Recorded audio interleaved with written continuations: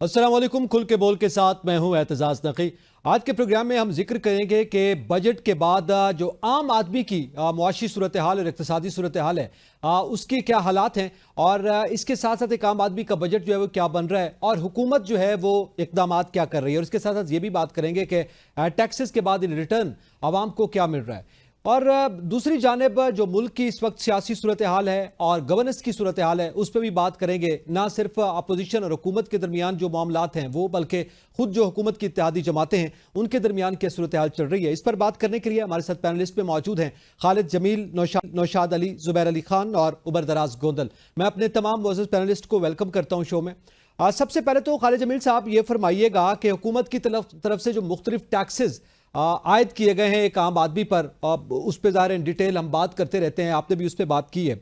इससे जो महंगाई का तूफान बरपा हुआ है, अब आप क्या देख रहे हैं कि आम आदमी की सूरत हाल क्या है, वो किन हालात से दो चार दिखाई दे रहा है?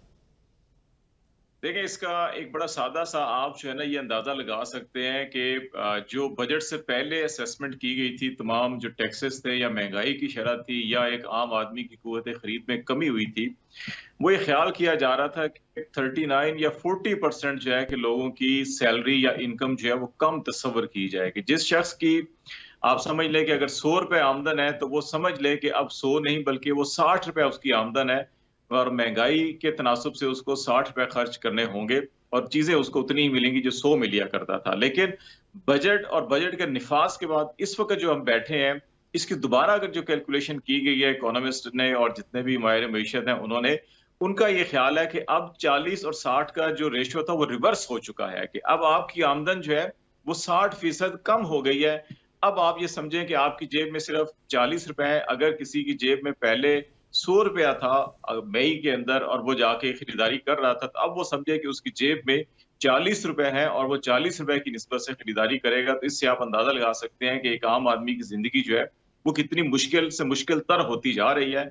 और दूसरी तरफ जो है कि अभी ये सिलसिला रुकेगा नहीं है। ये नहीं है कि 1 जुलाई को जो टैक्सेस नाफ़िज़ हो गए हैं, तो उसका जो है कि अब असर जो है कि शायद अगले 6 महीने या साल यही रहेगा जो इस महीने के अंदर है। ये हर 15 दिन बाद, हर 1 माह के बाद इसमें इज़ाफ़ा होगा और इसमें इज़ाफ़ा क्यों होगा कि हमने पेट्रोलियम मसनूआत की कीमतों में आईएमएफ के साथ ये कमिटमेंट की है कि हम इसके ऊपर पेट्रोलियम डेवलपमेंट लेवी है उसको 70 या ₹80 तक लेकर जाएँगे। तो अभी तो ये इसके ऊपर भी ₹5-5 जो है कि इन्होंने हर 15 दिन के बाद अगर इसमें इज़ाफ़ा करना है, तो फिर आप ये देखें कि जो पेट्रोल या डीज़ल की कीमत में इज़ाफ़ा होता है, उसका असर हर चीज़ के ऊपर पड़ता है क्योंकि उसका असर जो है वो ट्रांसपोर्टेशन और किरायों के ऊपर पड़ता है।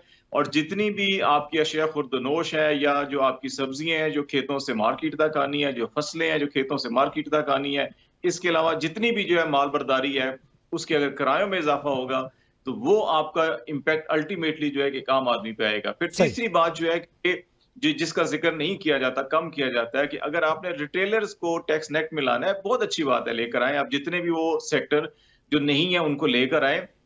लेकिन अगर रिटेलर के ऊपर आप लेकर आ रहे हैं, तो रिटेलर ने भी तो मेरे और आपकी जेब से निकालना है ना। अगर मैं उससे दूध, दही, सब्ज़ी, दाल, आटा, चीनी लेने जाऊँगा, तो वो क्या है, जो टैक्स उधर दे रहा होगा, तो वो मुझसे लेगा ना और किसी से सही तो है। नहीं लेना, उसने अपनी जेब से तो नहीं उसका देना। उसका एक तो तीसरे इस फैक्टर तरह का से बोझ भी आम आदमी पे आएगा। अच्छा निशाद अली, आप जी, क्या समझते हैं? हमने देखा है कि दुनिया के बाकी ममालिक की, वैसे अब जो हमारी सूरत हाल है, हमें दूसरे ममालिक की, बिलखसूस तरक्की याफ्ता ममालिक की मिसाल नहीं देनी चाहिए, लेकिन बहरहाल इस ग्लोबल विलेज में हमें मुवाजना जो है वो करना पड़ता है या देखना पड़ता है। हम देख रहे हैं सूरत हाल कि दुनिया में जो है तरक्की हो रही है, और इवन कि हम अपने हमसाया मुल्क की बात करें, भारत की, वहाँ पे भी सूरत हाल हमसे बड़ी मुख्तलिफ है, बल्कि बहुत बेहतर है। पाकिस्तान में गुज़िश्ता सिर्फ गाड़ियों की फ़रोख्त की बात भी की जाए तो सालाना बुनियादों पर 3% इसकी कमी रिकॉर्ड की गई है। आप क्या समझते हैं? हम हर साल जब बजट आ रहा होता है उसके बाद यही बात करते हैं कि मुश्किल दौर से गुजर रहे हैं, और हम 70 साल से मुश्किल दौर से ही गुजर रहे हैं। देखिए, बिस्मिल्लाहिर्रहमानिर्रहीम, ये जो बात आप कह रहे हैं जनरली इन जनरल पर्सपेक्टिव तो ये बात दुरुस्त है। ऐसा नहीं है कि दुनिया में कहीं महंगाई नहीं है। यूरोप में, बरतानिया में ये जो हालिया इलेक्शन हुए हैं, इसके अंदर जहाँ पे गजा और उनका एनएचएस का मामला था, वहाँ इन्फ्लेशन भी बहुत बड़ा जो एक मेजर रीजन था जो इलेक्शन के दौरान जो है जिसकी बुनियाद पर लोगों ने वोट दिए हैं और लेबर पार्टी को जिताया है। लेकिन ये बात आपकी दुरुस्त है कि हमारे यहाँ जो है ये हम 70 साल से मुश्किल का शिकार हैं, और आइंदा दुख की बात यह है कि हमें ऐसा लग नहीं रहा कि आइंदा 70 साल भी हम इस मुश्किल को हल कर पाएंगे या इससे निकल पाएंगे। लेकिन थोड़ा सा हमें एग्जैजरेशन से काम नहीं लेना चाहिए, हमें थोड़ा सा मोहतात बात करनी चाहिए। देखिए, पेट्रोल के अंदर अगर कोई इजाफा होता है, 300 रुपए का पेट्रोल हो और उसमें अगर फर्ज कीजिए 10 रुपए बढ़ेंगे, तो इसकी परसेंटेज का अंदाजा हमें होना चाहिए।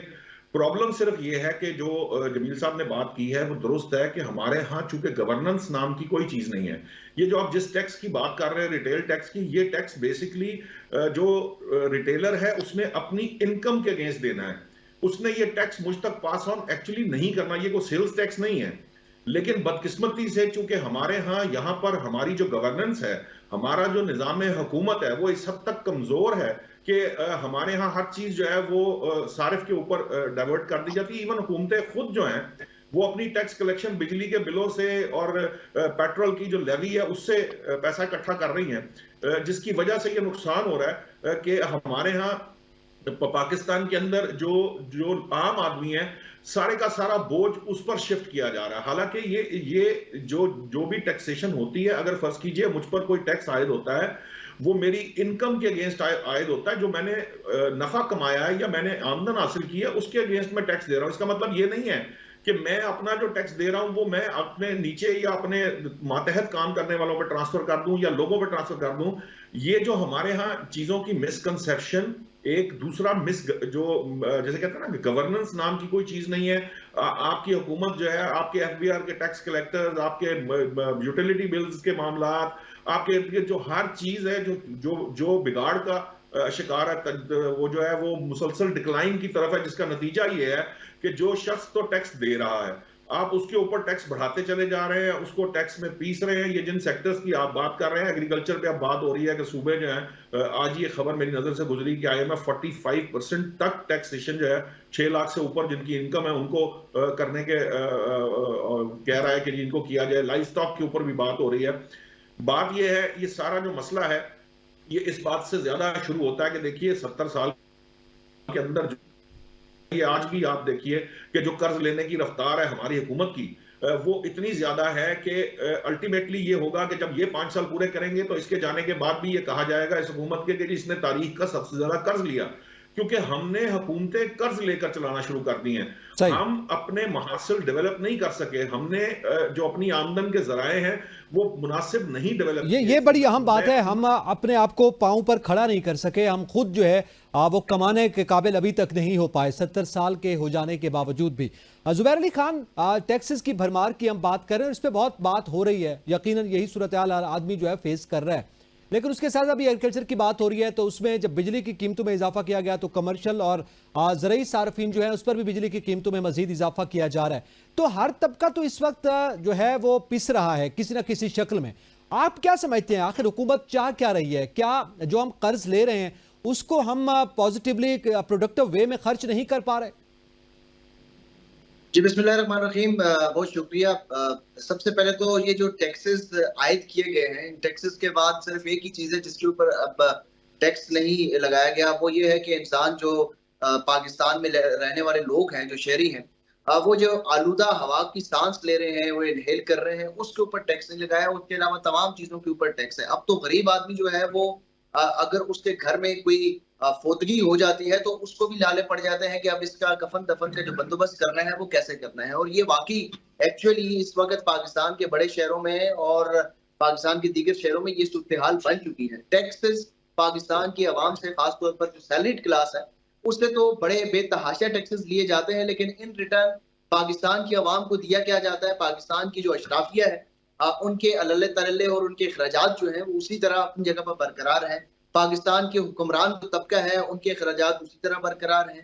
पाकिस्तान की जो अदलिया है उनके अखराजात का अगर आप तकाबली जायजा ले लें तो आपके होश ठिकाने आ जाएंगे कि इस वक्त इस मुल्क में जहां पर आम आदमी की जिंदगी मुश्किल हो गई है और वज़ीर आज़म ये कहते हैं कि हम फाइनेंशियल इमरजेंसी की तरफ जा रहे हैं, तो जब मुल्क का दिवालिया निकल रहा हो तो उस वहां पर पाकिस्तान के हुक्मरानों को, पाकिस्तान के जितने भी बड़े ताकतवर लोग हैं, उनके अगर आप शाखर्चियां देखें, सरकारी खजाने के ऊपर बोझ देखें, तो ये लगता नहीं है कि पाकिस्तान की जो माशी सूरत हाल है वो कहीं कमजोर है।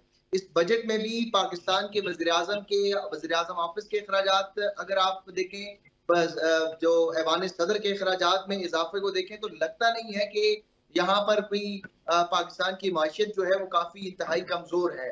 आले शरीफ और आले जरदारी ने ये ऐलान तो कर रखा है कि वो तनख्वाहें नहीं लेंगे, अरकान पार्लियामेंट तनख्वाहें नहीं लेंगी, काबीना के अरकान तनख्वाहें नहीं लेगी, लेकिन ऐवान सदर के अखराजात आप देखें, वज़ीर आज़म ऑफिस के अखराजात आप देखें, या दीगर जो मराहत के सिलसिले में जो फंड्स इनको दिए जा रहे हैं, उससे कहीं भी ये नहीं लगता कि पाकिस्तान में इस वक्त जो है वो कोई माशी तौर पर हम उस तरफ जा रहे हैं कि जहां पर पॉइंट ऑफ नो रिटर्न में है। और वज़ीर आज़म बरमला इस चीज का इज़हार कर चुके हैं कि हमने ये IMF का बजट दिया है। तो ये मुश्किलात का जिक्र पूरी दुनिया में होता है, वो पूरी पाकिस्तान के अलावा भी पूरी दुनिया में रिसेशन का एक सेशन चल रहा है और महंगाई पूरी दुनिया में है, लेकिन जिस तरह हुक्मरानों की ये याशियां हैं वो ये जाहिर करती हैं कि ये तमाम जो मुश्किल वक्त है और जितनी भी कुर्बानियां हैं वो एक गरीब आवाम से लेनी है। जहां तक बात ये है कि पाकिस्तान अभी तक कोई अपने पांव पर खड़ा क्यों नहीं हो सका, तो उसकी जो वजूहात है वो सबके सामने है। पाकिस्तान 70 सालों से जो कुछ 75 सालों से होता हुआ चला आ रहा है, वही सबसे बुनियादी वजह है। पाकिस्तान हमेशा जो है वो कभी हमने सरमायाकारी की तरफ गए ही नहीं है। इस मुल्क में क्या ठीक है, हम एक ऐसी सूरत हाल का सामना कर रहे हैं जो इससे पहले हम कहें कि गुलामी की सूरत हाल थी। यकीनी तौर पर जो पॉलिटिकल फैक्टर्स हैं वो भी अपनी जगह मौजूद हैं। इसके साथ साथ उमर दराज गोंदल, आप क्या कहते हैं कि हुकूमत ने महसूलात में, चूंकि बाकायदा तौर पर यह दावा आता है सूबाई सतह पर, वफाकी सतह पर भी, कि 30% जो है वो मजबूरी तौर पर इजाफा हुआ है, जबकि हमने देखा है कि 15 मई से 28 जून तक 45 दिनों में जो कमर्शियल बैंक्स हैं उनसे 32 खरब कमोबेश जो है वो कर्ज लिया गया है। इंटरनल कर्ज भी हम ले रहे हैं और फिर हम IMF से भी कर्ज ले रहे हैं। ये कहाँ जा रहे हैं सारे पैसे, और क्या वजह है कि हमें ये सूरत हाल दिखाई नहीं दे रही कि एक, चलो वो तबका जिसे हम पिसा हुआ तबका कहते हैं, अब तो खैर सूरत हाल मुख्तलिफ है, लेकिन जिसे हम गुर्बत की लकीर से नीचे तबका कहते थे, उनको किसी हद तक रिलीफ मिल पाता? देखिए, बात सिर्फ ये है कि हम मजबूरी तौर पे कोई भी जो गवर्नमेंट आती है, ज़ाहिर है वो दावे उसकी अपनी जगह के ऊपर हैं। हम एक जुगाड़ प्रोग्राम के ऊपर चल रहे हैं। दूसरे लफ्जों में जिसको कहते हैं डंग टपाओ पॉलिसी। जो गवर्नमेंट आती है वो धड़ाधड़ कर्जे लेती है, और अब इस वक्त जो खबरें आपके पास आ रही है, आप दुरुस्त कह रहे हैं कि जो इस इन्होंने कर्ज लिया है वो पिछले रिकॉर्ड तोड़ रहा है। तहरीक इंसाफ आई, उसने पिछली गवर्नमेंट के रिकॉर्ड तोड़े। बात सिर्फ ये है कि आपने इस सिस्टम को चलाना कैसे है। आप सिस्टम को कब चला पाएंगे? जब सिस्टम के अंदर इलेक्टेड लोग आए और वो लोगों का जेन्युइन मैंडेट लेके आए, फिर यहाँ एक स्टेबिलिटी हो। देखिए, मेरा ख्याल ये है कि हम ये कहना बड़ा आसान है हर गवर्नमेंट के लिए, हमें भी हम क्रिटिसाइज करते भी हैं, करेंगे भी, लेकिन देखिए वो किस सिचुएशन में आती है। हर गवर्नमेंट जो है वो इस सिचुएशन में आती है जैसे अगर अब IMF प्रोग्राम ना मिला तो खुदा ना खास्ता हम डिफॉल्ट कर जाएंगे, और ये हर 3-4 साल के बाद ये साइकिल हमें चलता हुआ दिखाई दे रहा है। एक तो हमें उसके ऊपर काम करना है। दूसरी बात ये है कि आप जब तक अपने टैक्स के सिस्टम को फेयर नहीं करेंगे तो ये सारे तमाशे लगते रहेंगे। आपका FBR जो है बुनियादी रुकावट ही वो है टैक्स इकट्ठा करने में। ये एक बार नहीं 1000 बार हम ये बात कर चुके हैं। दूसरा, जो लोग टैक्स में आ गए हैं उन बेचारों के ऊपर कुछ रहम करें। जिस तरह खालिद साहब जिक्र कर रहे थे, आप अपना घर का बिल देख लीजिए, आप बेहतर उसको कैलकुलेट कर सकते हैं, मैं अपने घर का देख सकता हूँ। जो सूरत हाल है ना, लोगों का पाकिस्तान के अंदर जीना हराम कर दिया हम लोगों ने। मैं हम का लफ्ज इसलिए इस्तेमाल कर रहा हूँ कि अब लोगों को शायद टीवी के ऊपर बैठे लोगों से भी लगता है कि हम डाउन प्ले कर रहे हैं, शायद हम उनके उस तकलीफ को उस तरह से इलेबोरेट नहीं कर पा रहे। तो मेरे ख्याल से ये जो सारे के सारे, फिर एक और बात है, लोगों का शिकवा बड़ा जायज है। जब आप ये देखते हैं कि आपके जो अफसरान हैं, आपके जो बाबू हैं, और फिर आपके जो हुक्मरान तबका है, क्या वो खर्चे कम कर रहे हैं? क्या वो कोई कुर्बानी दे रहे हैं? क्या अशराफिया के ऊपर बर्डन आ रहा है या गरीब आदमी के ऊपर आ रहा है? तो गरीब आदमी के ऊपर बर्डन आ रहा है। अशराफिया के लिए तो कोई ना कोई सब्सिडी है, उनके लिए कहीं कोई मुफ्त पेट्रोल की सहूलत होगी, कहीं टिकट्स की सूरत में वो अगर हवाई सफर करना चाहते हैं वो भी उनको मिल जाएगा। तो एट द एंड जो कॉस्ट पे कर रहा है वो पाकिस्तान का आम आदमी पे कर रहा है, गरीब आदमी पे कर रहा है। रोजाना की बुनियाद के ऊपर जो चीजें रिपोर्ट होती हैं, जो स्टोरीज हम सुनते हैं, रोजाना हम उनका जिक्र भी करते हैं, और वो एक से बढ़ के एक होती है। और हुक्मरान अभी तक कॉस्मेटिक किस्म के स्टेप्स ले रहे हैं। कभी ये कह दिया कि जनाब हम ये काम कर रहे हैं, आपको पहले पता नहीं था? आप बताएं ना कि इस जो आपके मुआहदे हैं, जो कैपेसिटी चार्जेस हैं, वो लोगों के ऊपर बोझ है। आप बताएं आपने बिजली चोरी के लिए एक्चुअली क्या काम किया है, ग्राउंड के ऊपर क्या काम किया है? ये तकरीरें, प्रेस कॉन्फ्रेंसेस, कौम से खिताब, इश्तिहार, ये इनसे अब लोगों का मसला हल नहीं होगा। बात काफी आगे चली गई है और लोगों की नफ्स प्रैक्टिकली काम करना होगा, मामला हाथ से निकल जाए। प्रैक्टिकली काम करना होगा। वही गवर्नेंस का मामलात हैं और लाइन लॉसेज, बिजली चोरी, उसके लिए भी फकत हमें तकरीरें दिखाई दे रही है। बल्कि आपने ये जिक्र किया, ये खबर भी थी गुज़िश्ता दिनों में कि एक शख्स ने बिजली के बिल्स की अदायगी के लिए अपने बेटे को फरोख्त करने के लिए इश्तिहार लगाया और अपने बेटे को चौक पर खड़ा किया, उसके गले में यह लिख कर डाला कि यह बराए फरोख्त है। तो ये सूरत हाल है, मगर हुक्मरानों के कानों पर जूं तक नहीं रेंग रही और जूं जूं जो है वो हीट बढ़ती चली जा रही है ग्राउंड पर। खालिद जमील साहब, आप क्या कहते हैं? एक तो ये मामला है, दूसरी जानिब हम कहते हैं जब तक ज़ाहिर इलेक्टेड हुकूमत नहीं होगी, लोगों के जो मुंतखब करदा लोग हैं वो नहीं होंगे, उस वक्त तक ये मामला हल नहीं होंगे। लेकिन जब हम 70 साल की बात करते हैं, उसमें मुख्तलिफ अदवार में इलेक्टेड लोग भी आए हैं, मगर हमारी सूरत हाल बेहतर नहीं हो पाई। देखिए एतजाज, अगर पाकिस्तान के आप 70-75 सालों की बात करेंगे तो इसमें 3 तबकात हैं जिन्होंने पाकिस्तान में हुकूमत की है। एक है मुस्लिम लीग, खा वो कन्वेंशन लीग हो, खा वो काफ लीग हो, खा वो नून लीग हो। मुस्लिम लीग आपको नजर आएगी, फिर आपको पीपल्स पार्टी नजर आएगी और फिर आपको पाकिस्तान आर्मी नजर आएगी। ये 3 लोग हैं। आपने जनरल अयूब को, जनरल यहिया को, जनरल मुशर्रफ को, जनरल ज़िया-उल हक का, ये आपने अदवार देखे हैं। तो अब इत्तेफाक से जो है कि जिन्होंने पाकिस्तान पे 70 साल हुक्मरानी की है, वो सब के सब तबकात जो है कि अभी इकट्ठे होकर पिछले 2 साल से पाकिस्तान पे हुक्मरानी कर रहे हैं। और दूसरी तरफ एक वो ग्रुप है जिसने अभी 3-4 साल की हुकूमत की है। अब ये 70 साल जो पाकिस्तान पे हुक्मरानी करते रहे हैं, वो ये कह रहे हैं कि इन 3 सालों में पाकिस्तान का बेड़ा गर्क हो गया है और जो 70 साल से हमने पाकिस्तान को तरक्की की मनाजिल तय करके आसमान तक पहुंचाया था, वो जमीन बोस हो चुका है। तो अब अगर आप ये 70 साल जो पाकिस्तान को चलाते रहे हैं, तो आप अगर ये कह रहे हैं, ये बाकी सारे ये कह रहे हैं कि इन 70 सालों में पाकिस्तान ने कोई तरक्की नहीं की और पाकिस्तान तनज़्ज़ुली की तरफ गया है, तो फिर इनके दावे जो आज हम सुन रहे हैं, तो ये कहाँ जाएंगे? नंबर 1। नंबर 2 ये है कि पाकिस्तान को देखें, जो इस वक्त पाकिस्तान के अगर आप हालात को देखें, मैं और आप जो है कि माशी हालात के ऊपर अभी बात कर रहे हैं कि पाकिस्तान के माशी हालात किस तरफ चले गए हैं। आप पाकिस्तान के अंदर जो है कि माशी हालात से जरा आगे बढ़े, माशरती हालात कहाँ पे चले गए हैं, जहाँ पे आप ये बात कर रहे हैं कि लोग अपने बच्चों को फरोख्त करने के लिए तैयार हैं कि उनका जीना हराम हो चुका है, कोई बिजली के बिल पे नहीं कर पा रहे। आप थोड़ा सा आगे सियासी हालात की तरफ चले जाएं, आप बुनियादी इंसानी हकूक की तरफ चले जाएं। आप इस वक्त तनज़्ज़ुली की अथाह गहराइयों में पाकिस्तान इस वक्त पहुंचा हुआ है और इसके जिम्मेदार पिछले 2 साल के अंदर आपने अगर वो जो 70 साल से पाकिस्तान की हुक्मरानी कर रहे हैं, वो सब के सब इकट्ठे होकर पाकिस्तान को उस तरफ धकेल रहे हैं। अब इन 2 सालों के अंदर अगर आप देखेंगे तो आपको अवाम का और जो ये इशराफिया है, जो सारी की सारी इलीट क्लास इकट्ठी हो चुकी है, खा वो ब्यूरोक्रेसी के अंदर है, खा वो एस्टेब्लिशमेंट के अंदर है, खा वो पॉलिटिक्स के अंदर है, खा वो जर्नलिज्म के अंदर है, खा वो किसी और तबके के अंदर है, वो सारी की सारी इलीट क्लास एक तरफ है, अवाम पाकिस्तान की एक तरफ है। इस वक्त जो आपको पॉलिसीज के अंदर इस वक्त आपको और जो ऑन ग्राउंड रियलिटीज हैं, इसकी आपको जमीन और आसमान का फर्क मिल रहा है। यही हुकूमत थी, यही अपोजिशन थी पीपल्स पार्टी की, नून लीग की। 2-4-5 साल पहले जब पाकिस्तान तहरीक इंसाफ ने IMF के साथ जब एग्रीमेंट कर रहे थे और IMF के साथ जा रहे थे, तो पार्लियामेंट के अंदर हमने देखा एहसन इकबाल साहब, ख्वाजा आसिफ साहब, शहबाज शरीफ साहब, बिलावल भुट्टो साहब जो है कि वो उस वक्त एजेंडे की कापियां फाड़ के और जो एक दूसरे के मुंह के ऊपर मार रहे थे, हुक्मरान तबके की जो उस वक्त जमात थी, उनके लोगों के ऊपर कहा रहे थे कि पाकिस्तान को गिरवी रख दिया गया। आज वही लोग ऐवान के ऊपर खड़े होकर कहते हैं कि जनाब ये IMF का बजट है, तो अब हम किसके पास जाएंगे? इसका ये मतलब है कि हमने ना तो माजी से कुछ सीखा है, ना हम आगे कुछ करने के लिए तैयार हैं। हम शॉर्ट साइटेड लोग हैं। हम सिर्फ ये देखते हैं कि अच्छा अब हमें इख्तियार मिल गया, इक़्तिदार मिल गया है, इसको दवाम कैसे देना है, हमने किस तरह से लोगों के हकूक जो है को सलब करने हैं, किस तरह से लोगों की चार दीवारी का तकद्दुस पामाल करना है, हमें उसकी कोई परवाह नहीं है आईन और कानून की। हमें बल्कि वो तो इक़्तिदार को तूल दें और उसके अंदर जितनी मरात ले सकते हैं मरात ले लें, अवाम जाए भाड़ में, वो अगली हुकूमत आएगी तो फिर देखी जाएगी। और जो इलेक्शन पे अखराजात हुए हैं वो भी निकाल लें, अगर आइंदा इंतखाबात का खर्चा भी जमा कर लें। ये जो है वो सूरत हाल है, प्रैक्टिकली यही है ग्राउंड पर जो हमें सुनने को मिलता भी है, देखने को मिलता है।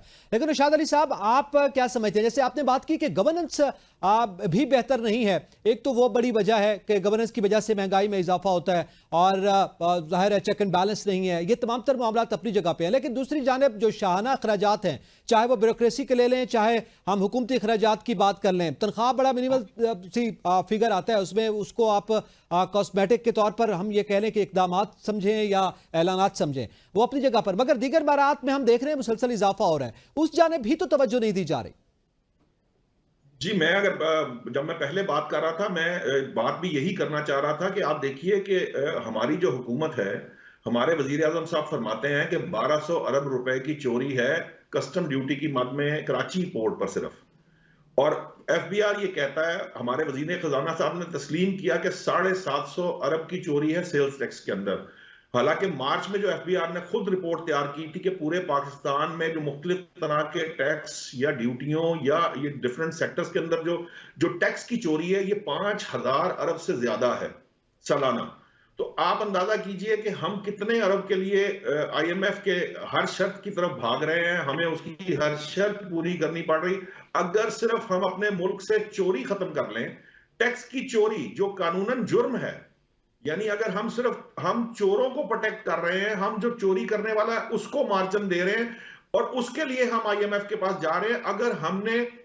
अगर फर्ज कीजिए कि ये 5000 अरब में से हम 2000 अरब भी अगर कंट्रोल कर लें अपनी टैक्स चोरी का और वो इकट्ठा कर लें, तो आप ये देखिए कि आपको जितना सालाना चाहिए, मतलब आप 6 से 8 अरब डॉलर का प्रोग्राम लेने जा रहे हैं, तो ये जितने पैसे हैं, ये उतने ही पैसे हम चोरी रोक कर भी अपने अपने जराए से उसको जनरेट कर सकते हैं। और हमें ये जो अनड्यू किस्म की शराइत हैं जो हमें पूरी करनी है अपनी इकोनॉमी को स्ट्रेंथन करने के लिए, जो हम पर बोझ है या हमारे हालात हैं, अगरचे कि आईएमएफ जो भी कह रहा है वो हमारे ही हालात के हिसाब से हमें वो बता रहा है कि आपने मईशत ठीक करनी है तो ये महासिल और ये तरीके आपको करने पड़ेंगे, वरना आप कर्ज देने की पोजीशन में आए, क्योंकि हम पहले ही हम जो उसके अंदर लोन और डेट ट्रैप में फंस चुके हैं। तो डेट ट्रैप से निकलने के लिए हमें कुछ सख्त मामला देखने हैं, करने हैं और उस पर कंटिन्यू करना है। असल मामला गवर्नेंस का है। असल सारी बात ये भी खालिद जमील साहब ने भी जो गुफ्तगू की है, खैर मेरी नजर में तो एक शख्स है जिसने सारी जिंदगी लगा के कारोबार बनाया, एक बेटा जो है उसको 1 साल के अंदर जुए में उड़ा देता है, तो ये नहीं किसी किताब में लिखा कि 3.5 साल में वो तबाही नहीं आ सकती जो किसी और जगह नहीं। लिज ट्रस ने बरतानिया में वो इक़दामात किए जिसने बरतानिया की चलती मईशत को बिठा दिया। सो ये हो जाता है। अब मसला ये नहीं, हम इसको लकीर पीटने से कोई फायदा नहीं होगा। मसला ये है कि इस वक्त हमें जिन चीजों का सोल्यूशन चाहिए उसमें सबसे बड़ी बात जो है वो गवर्नेंस की है। आप देखिए लाहौर के अंदर, फर्ज कीजिए लाहौर, इस्लामाबाद, कराची 3 बड़े मेजर सिटीज हैं, इनके अंदर अगर आप लॉ एंड ऑर्डर बना दें, आप सिर्फ ट्रैफिक का चालान अगर इकट्ठा करना शुरू कर दें, लाहौर के अखराजात जितने भी हैं वो सिर्फ और सिर्फ ट्रैफिक और चालान से निकल आएंगे। बाकी दीगर तमाम टैक्स म्यूनिसिपैलिटी के अगर वो भी प्रॉपर तरीके से इकट्ठे होने शुरू हो जाए, प्रॉपर्टी का टैक्स इकट्ठा होना शुरू हो जाए जिसमें ये चोरी रुक जाए, तो लाहौर पेरिस बन सकता है। इसी तरह से आपका इस्लामाबाद भी है, आपका कराची भी है। मसला सिर्फ ये है कि हमारे यहाँ गवर्नेंस नाम की चीज कोई नहीं है। हमारे यहाँ गवर्नेंस आपकी ये जो अशराफिया ये उसके आड़े आ जाती है। आपने 5.5% फ्लावर मिल के ऊपर टैक्स विद होल्डिंग लगाया, उन्होंने वो ना देने के लिए ऐलान किया कि हड़ताल करेंगे। इसी दौरान आटा जो है वो 15 से 20 रुपए महंगा हो गया, यानी 8 रुपए का इंपैक्ट आना था, वो उन्होंने उसके लिए हड़ताल का ऐलान किया। 8 रुपए भी सारिफ ने देने थे। अल्टीमेटली ये जो हम कह रहे हैं कि आगे ट्रांसफर होता है, और 20 रुपए सारिफ को ही पड़ गए। आम आदमी को फिर भरना पड़ा। वही गवर्नेंस का भी मामला है, माफियाज उसमें मौजूद हैं, मगर ये जो हम जितना कर रहे हैं पर गवर्नमेंट को नहीं, उन टैक्स चोरों या उन बिजली चोरों को पे कर रहे हैं जिनको जो है रिलीफ मिल रहा है इस बैड गवर्नेंस के नतीजे में। मगर जाहिर है ये चोर कौन है, ये अशराफिया की हम बात करते हैं, ये कौन है जिसको फायदा होता है, ये कौन से वो तबकात है, इस पर भी बात करेंगे और मुल्क की मजबूरी सियासी सूरत हाल का भी जिक्र करेंगे। ब्रेक के बाद साथ रहिएगा।